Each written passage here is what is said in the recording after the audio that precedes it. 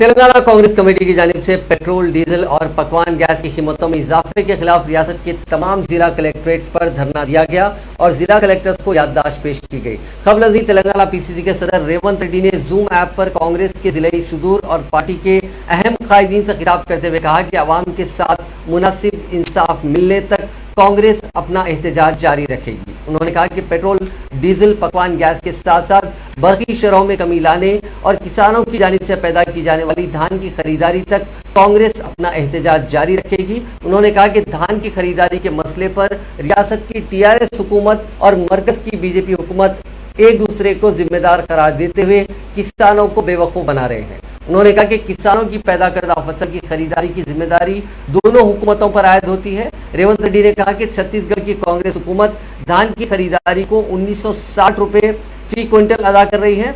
इसके अलावा 600 रुपये अलहदा तौर पर बोनस भी दिया जा रहा है।